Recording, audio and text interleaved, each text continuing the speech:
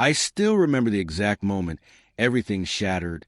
It was a quiet Sunday afternoon. The kind of day where life feels ordinary, almost boring, until one detail flips your entire world upside down. I was in the kitchen, making tea for my daughter, Lily. She was upstairs, probably scrolling through her phone, humming along to some pop song like she always did. My husband, Mark, had told me he was going for a quick drive to clear his head. That wasn't unusual. He often needed space. I trusted him.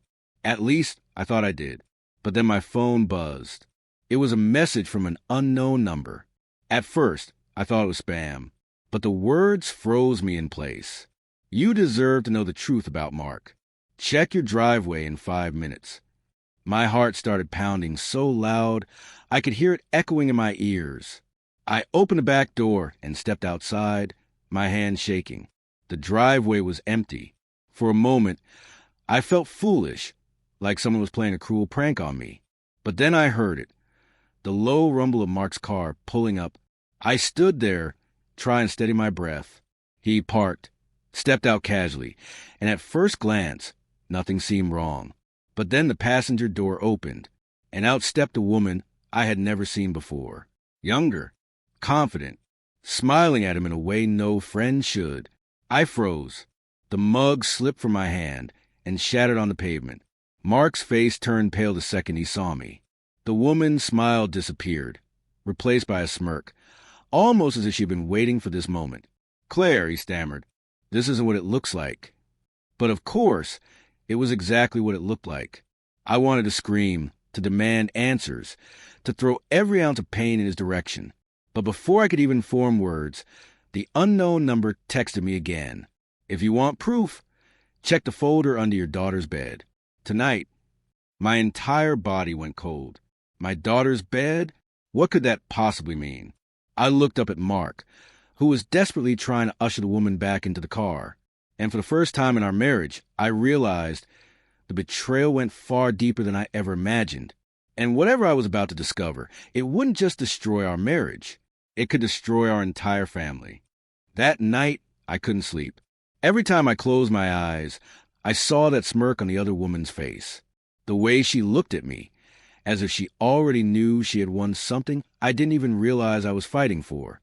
But that text haunted me more than anything else. Check the folder under your daughter's bed. At exactly 2 a.m., when the house was silent and Mark was snoring beside me like nothing had happened, I slipped out of bed. My hands were trembling as I crept down the hall toward Lily's room. I pushed her door open slowly. She was asleep, her headphones still in, the faint glow of her phone screen illuminating her peaceful face. For a moment, I hesitated. She looked so innocent, so untouched by the chaos swirling in my mind. Could there really be something under her bed? I crouched down, lifted the edge of the blanket draped over the side, and reached into the darkness. My fingers brushed against the box. Not just a box, a black binder, thick and heavy. I pulled it out, my pulse racing. The binder was full of photos, hundreds of them, and not just random snapshots. These were surveillance photos. Grainy, zoomed in, clearly taken with a long lens. My stomach dropped when I realized what I was looking at. Photos of me, leaving the grocery store, dropping Lily off at school, sitting on a park bench with my book. All dated, all neatly organized. But that wasn't the worst part. The last section of the binder was filled with photos of Mark. Not alone, always with the same woman I had seen earlier that day. At restaurants, at hotels, even in our driveway when he thought I wasn't home. I covered my mouth with my hand to keep from gasping out loud. My knees felt like they were about to give out. And then I saw the final page. A picture of Lily, taken from across the street.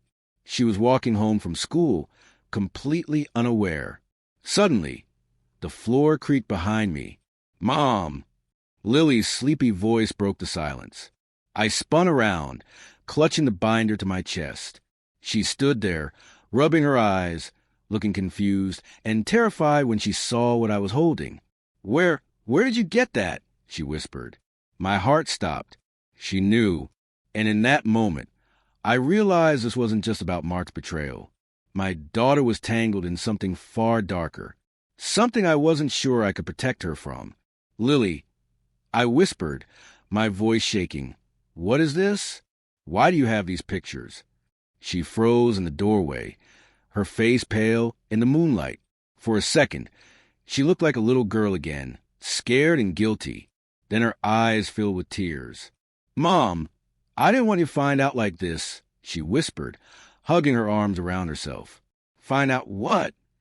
My voice cracked, rising louder than I intended. That your father is cheating on me? That someone's been following us? What are you hiding from me? Lily stepped closer, trembling. It's not what you think. I've been protecting you. Protecting me? I stared at her in disbelief. With this? With secret photos of our family? She nodded quickly, her lip quivering. That woman you saw today. Her name is Sarah. She's not just Dad's girlfriend. She's dangerous. I've been tracking them for weeks. She's using him. The words hit me like ice water. Using him? For what? Lily bit her lip, hesitated, then whispered. Money. Power. She's part of something bigger. Mom, I overheard Dad on the phone one night. He's been giving her information about his company, about his clients. I didn't know what to do, so I started watching them. I thought if I had proof, I could stop it. I sank onto her bed, clutching the binder with numb hands. My husband wasn't just having an affair. He was involved in something criminal. Why didn't you come to me? I whispered. Tears spilled down Lily's cheeks. Because I was scared you wouldn't believe me. Dad's always been your hero. I didn't want to be the one to destroy that. I felt my chest tighten, torn between fury and heartbreak. She had been carrying this burden alone, spying on her own father, trying to protect me while I lived blind in my marriage.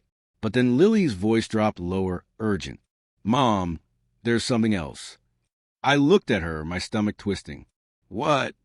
She leaned closer, whispering like someone might be listening. They know that I know, and they're watching me too. At that moment, I heard footsteps in the hallway. Heavy, slow, getting closer. Lily's eyes went wide with terror. Mom, she mouthed silently. Hide it, now. I shoved the binder under Lily's blanket, just as the doorknob turned. My heart pounded so hard I thought it might give us away. The door creaked open, and there stood Daniel. My husband. He looked at us strangely, his brows furrowed. What are you two doing up so late? His voice was calm, but there was an edge to it, sharp, suspicious.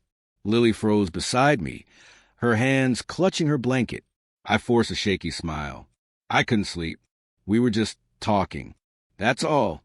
Daniel's eyes flicked between us, lingering on Lily. For a moment, I thought he could see the fear written all over her face. Talking, he repeated slowly, as if tasting the word. Then he stepped inside, closing the door behind him. The sound of the lock clicking made my stomach drop. Yes, I said quickly, trying to sound casual. You know, mother-daughter stuff. She's been stressed with school lately. He smiled faintly, but it didn't reach his eyes. Is that so? The air grew heavy, suffocating. Lily's breathing was shallow, her gaze darting to the floor. Daniel took another step closer. Lily, sweetheart, why don't you tell me what you and your mother were really talking about? I felt Lily's hand brush against mine under the blanket, a silent plea. Don't say anything. My throat tightened. Daniel, it's late. She doesn't need an interrogation. His smile vanished, replaced with something cold. Interrogation? Why would you say that? He leaned down, placing a hand on Lily's shoulder. She flinched, and that's when I saw it. The faint smear of lipstick on his collar. The same shade Sarah had been wearing. The sight filled me with a wave of disgust and rage, but I swallowed it down. If Lily was right, this wasn't just about infidelity. Something far more dangerous was happening. Daniel's hand lingered on Lily's shoulder as he spoke in a low, deliberate tone. You two need to remember something. In this family, secrets can be very dangerous. Then he stood up straight, gave us a tight smile, and left the room, locking the door from the outside. The moment his footsteps faded, Lily burst into tears. "Mom," she whispered frantically, "we're not safe here. If he knows I've been following him, he won't let us go." I wrapped my arms around her, my own hand shaking. That was the moment I realized this wasn't just about saving my marriage anymore. It was about saving my daughter's life. That night, I barely slept. Every creak of the house made me jolt awake, expecting Daniel to return. I kept my arm around Lily, as if shielding her from the world. By morning, Daniel acted as though nothing had happened. He made coffee, kissed my cheek, and even hummed while reading the newspaper. But his performance only made the dread heavier. The way he smiled now seemed rehearsed, practiced, like a mask he wore to hide something monstrous. Lily avoided his gaze at breakfast. I pretended to be calm, but inside I was burning. I needed to know what he was hiding, and I needed to keep Lily safe while I found out. As soon as he left for work, Lily pulled the binder out from under her blanket. "Mom, we can't stay here. If he finds this..." Her voice cracked. I nodded. "We'll figure something out. But first, I need to see what else he's been doing." Together, we combed through the binder more carefully. The contacts list wasn't just names. It had dates, addresses, and amounts of money. There were photos stapled to some pages. Photos of people I didn't recognize. Some smiling in family pictures. Others looking candid, almost like they'd been followed. Then we found something that made my blood run cold. A photo of me, taken from outside the house, at the grocery store, even at the library. My face circled in red ink. Beside it, a handwritten note. "Asset, under surveillance. Do not compromise." I dropped the binder, my hands trembling. "Asset? Under surveillance? What is this, Lily? Who is your father working for?" Before she could answer, the front door slammed downstairs. He was home.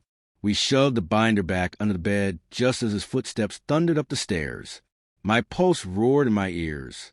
He opened the bedroom door, and for a moment, his eyes swept across the room like a predator scanning its prey. "Surprise," Daniel said smoothly. I decided to take the day off. Family time, you know? Every instinct in me screamed, he knows. He suggested we go for a drive together. The way he insisted, too cheerful, too forced, made my stomach twist. I exchanged a glance with Lily, and I could see the panic in her eyes. We got in the car, Daniel whistling while he drove. But he wasn't heading toward town. He took a back road, the kind lined with trees, so thick the sunlight barely cut through. "Where are we going?" I asked, forcing my voice steady. "You'll see," he said with a smirk. I glanced at Lily in the back seat. She clutched her phone, hidden between her hands, her thumbs typing something quickly. I prayed he wouldn't notice. After nearly 30 minutes, the car pulled into a desolate area, an old cabin, surrounded by woods. The kind of place where no one would hear you scream. My heart pounded as he killed the engine. "Daniel, why are we here?" He turned to us, his expression suddenly hard and cold.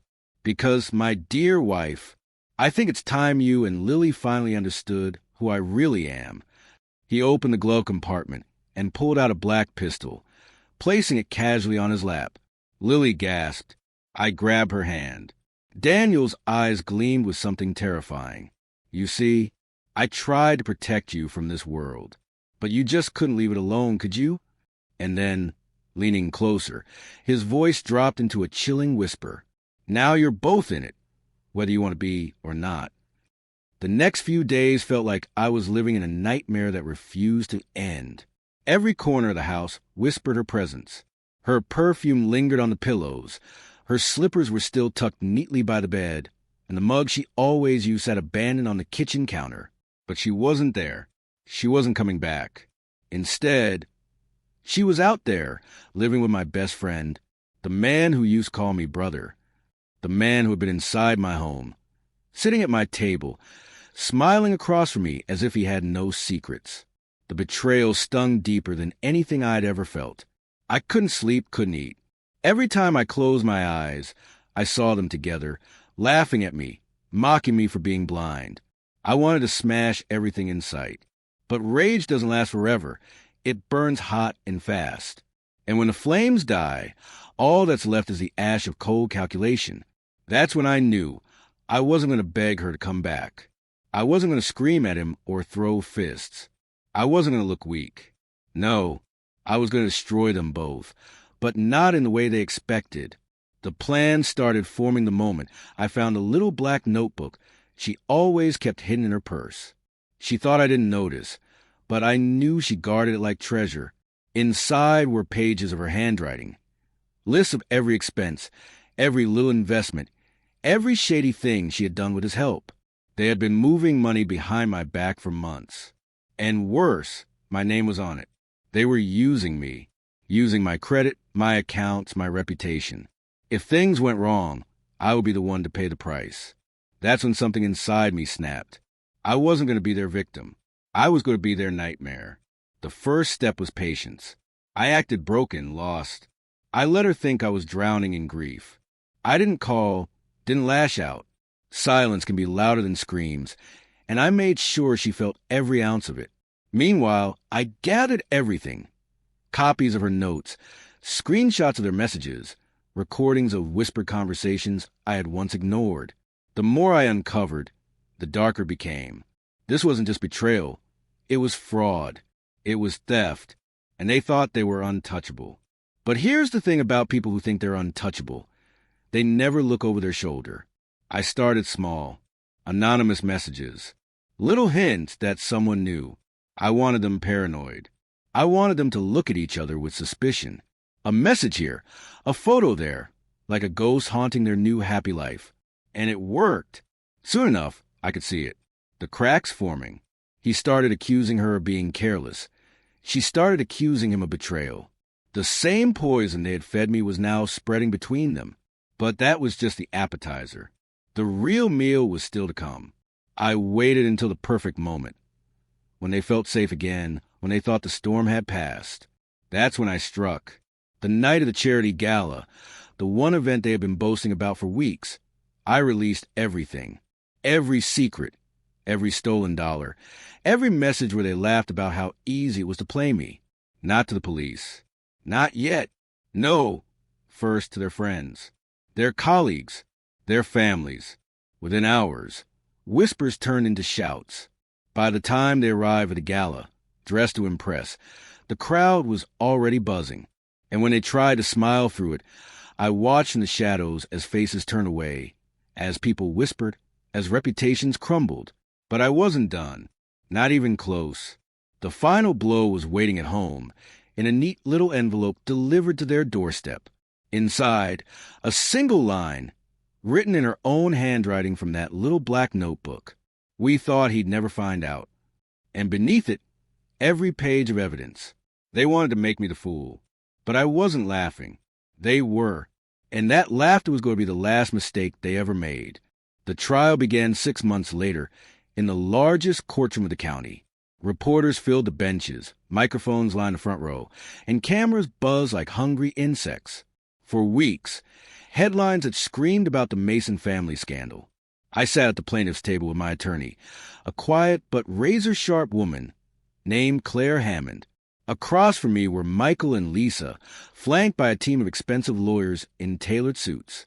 They looked confident, smug even, like people who believed money could bend reality.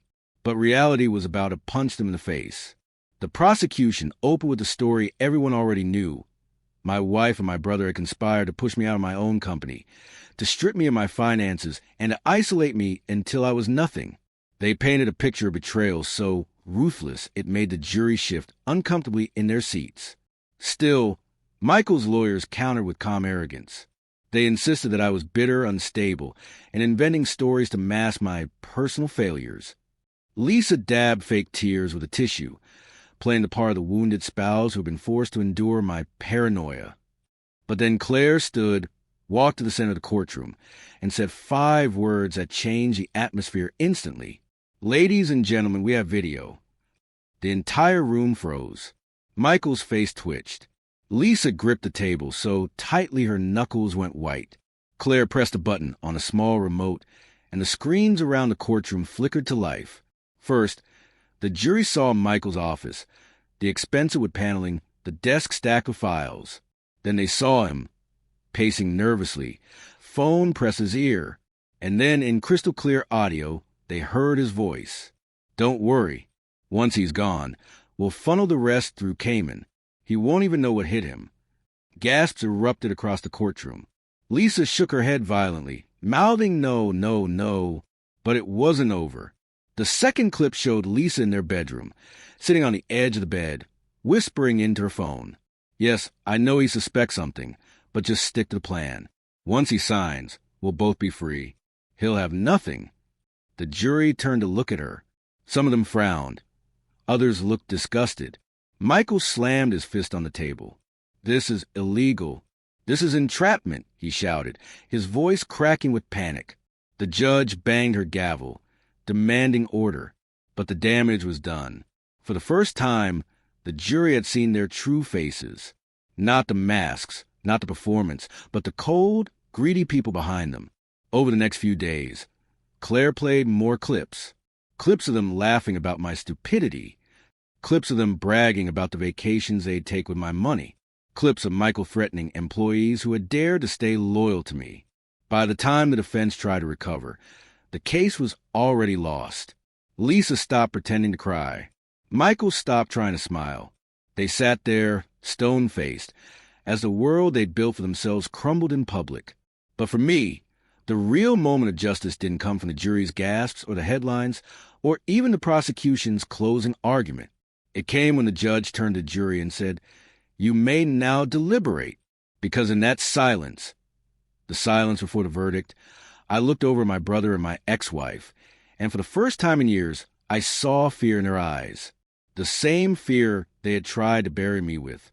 And that fear tasted like victory. I stood frozen. The phone pressed against my ear, my breathing shallow as his words echoed in my head. "You were never supposed to find out." The world around me blurred. The sound of my own pulse pounded louder than anything else. My husband, the man I trusted with every piece of my soul, had said those words with the same calm voice he used to ask me if I wanted tea in the morning. I wanted to scream, to demand answers, to make him feel even a fraction of the pain that was tearing me apart inside. But I didn't. I stayed silent, because silence, in that moment, felt far more dangerous than anger.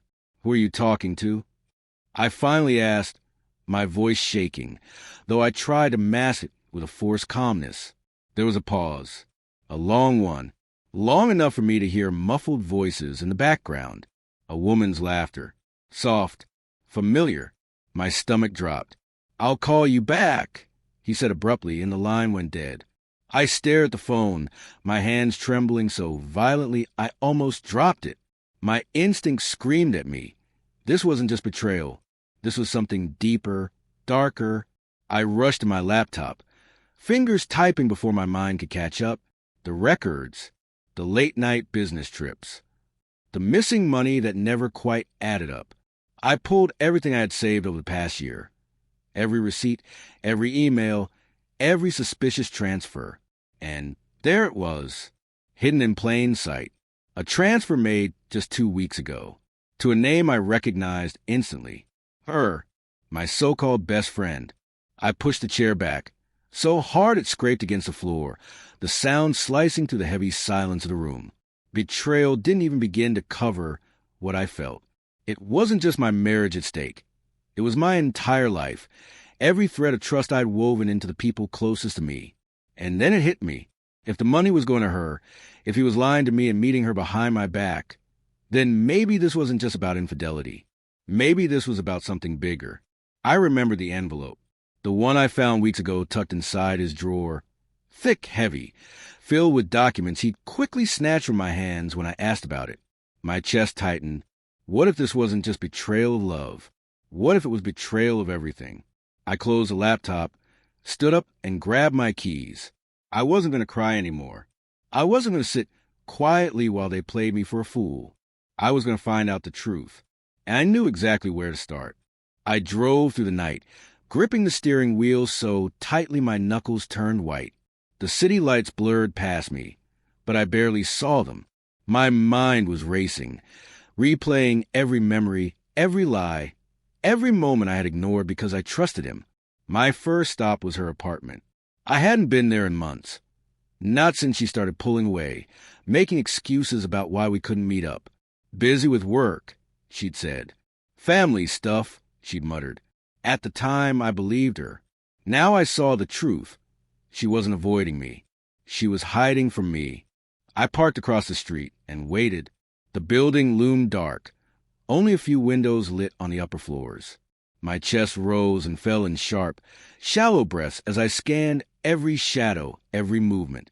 And then there he was, my husband, walking out of the building like he owned it, not sneaking, not nervous, calm, comfortable, like this had been his second home all along. I felt my throat close up.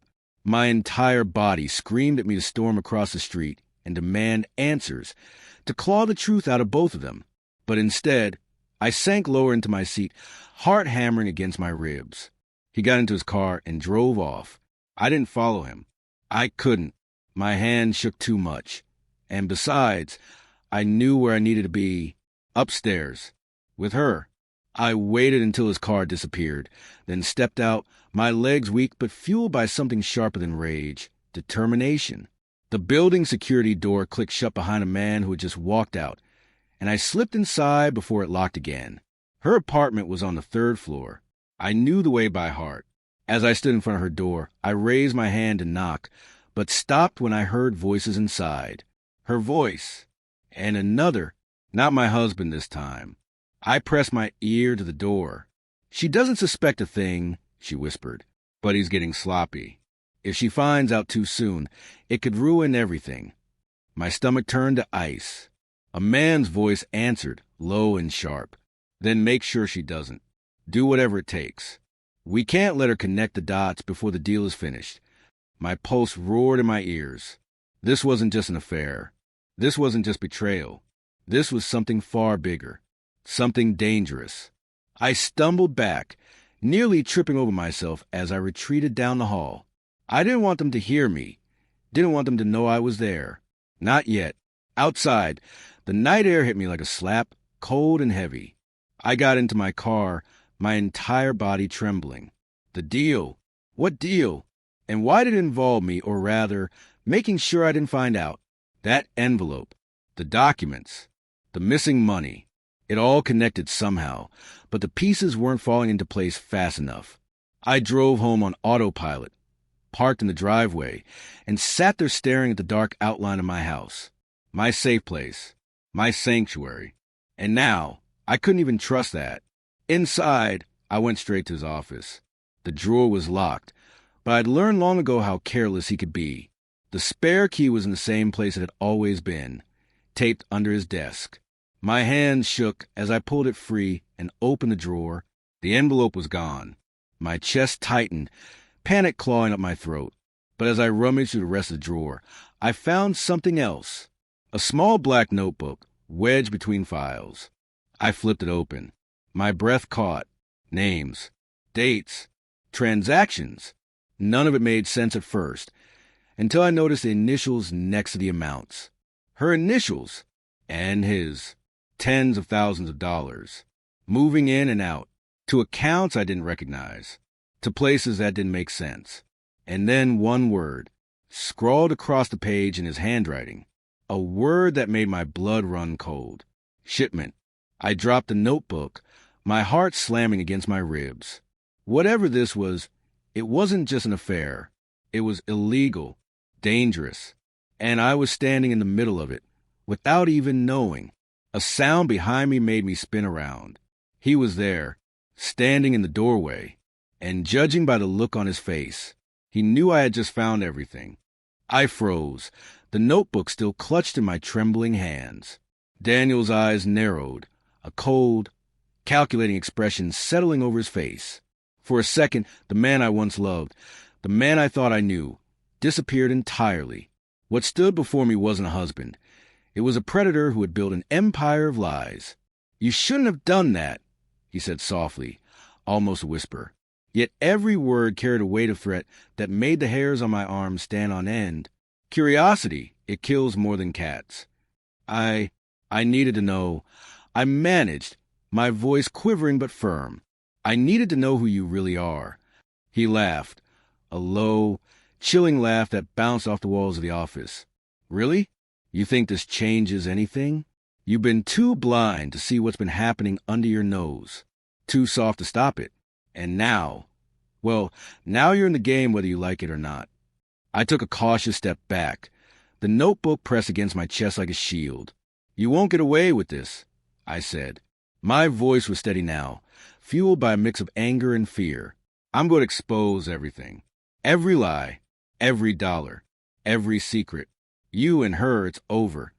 Daniel's smile vanished, replaced by a flicker of unease. "Expose? Do you have any idea what you're saying? You have no idea who you're messing with." He stepped closer. My instinct screamed for me to run, but I couldn't. I had waited too long for this moment.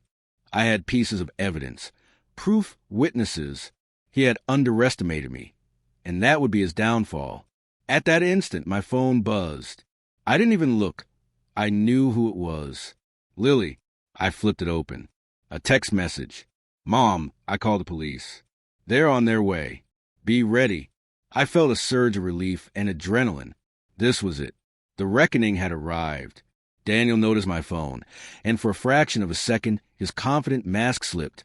His eyes widened, and I saw panic flash across his features. What did you do?" he growled. Before he could move, I heard sirens approaching. Red and blue lights reflected off the windows. He swore under his breath, rage and fear mingling in a way that made me step back instinctively. "Move slowly," I said to him, "or you'll regret it." The sound of sirens grew louder. The office door burst open, and officers streamed inside. They moved quickly, their weapons drawn, eyes locked on Daniel. "No, you don't understand," he shouted, raising his hands. But it was too late. His empire of lies, his control, his threats, all of it came crashing down in that single moment. The officers cuffed him, his face twisted with fury and disbelief. The woman who had been part of this plot. She was already being led away from a nearby location. My husband's carefully constructed world was unraveling before him, and there was nothing he could do to stop it. I sank into a chair, the notebook dropping beside me. My hands were shaking, but I felt something I hadn't felt in years. Relief, safety, justice. Lily ran into the office, wrapping her arms around me. "Mom, it's over," she whispered. I held her close, tears streaming down my face. "Yes, sweetheart, it's over." Outside, the sirens faded into the distance, the chaos replaced by an eerie calm. The storm had passed. The betrayal had been exposed. And for the first time in months, I could breathe. I knew life wouldn't instantly go back to normal. Wounds like these take time to heal. But we had survived. And that survival, it was more than victory. It was freedom. For the first time, I could see the horizon. And this time, I knew I would never let anyone betray us like that again.